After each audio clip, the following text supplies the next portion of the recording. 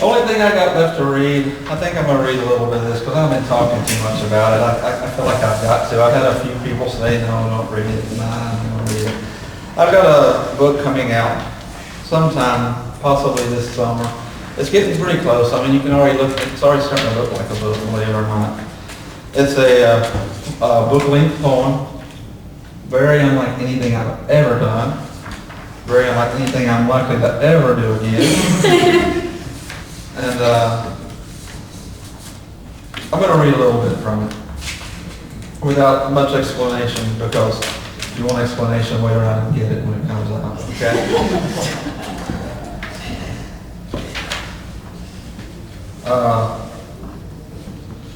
El Mocho the Mange, who made an appearance in Dutch Courage and also is in the sequel that I was reading from, is in this too. In fact, this one, when you see it, will say, it's called Those Who Know Us Best Don't Know Us at All. And it's Tim Bryant writing as El Mocho the Mange.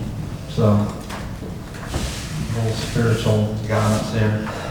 Also, a lot of help from Brett. I got to say, Brett she's very much in this. She's written part of it and she's inspired part of it. Tyler has been a big help, especially in the editing. The way it looks right now is because of him right there. So, okay, with no more, I'll get to reading.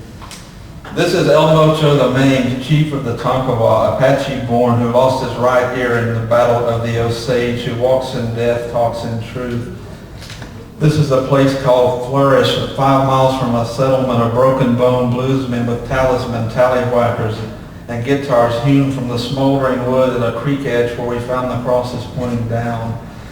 Here is Mustache Bill rocking his skinny thighs on the sewing machine inside the one-room juke joint, still juke, lots of juke, hacking up conduit, paper covers rock.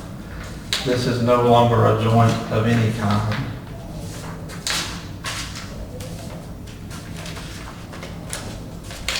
Excuse me. You have to buy it to read that part.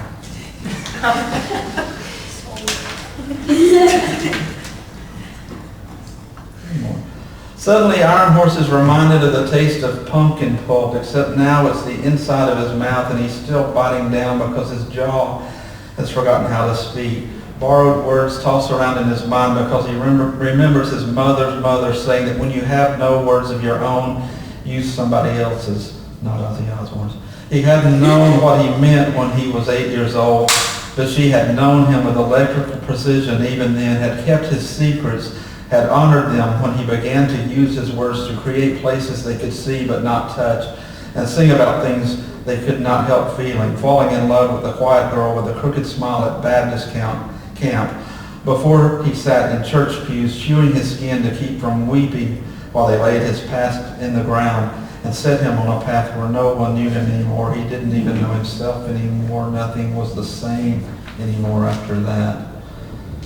And now here he is thinking of pumpkin pulp, almost tasting it. She's not here, not the girl with the teeth, and not his mother's mother.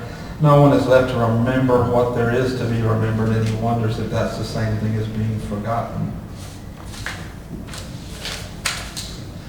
Tonight, Iron Horse sat outside and drank while the June bugs popped on the concrete in dramatic convulsions. And after 2 trains had gone by, one at 1:15 and the other at 1:50, he could no longer hear the June bugs.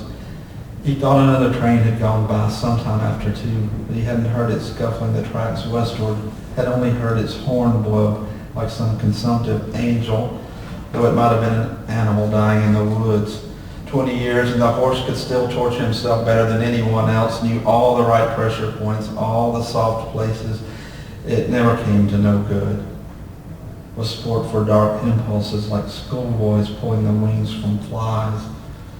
Iron Horse believes all things serve good and noble purposes like ladybugs eating mealy bugs to save flowers and farmers, but the June bugs?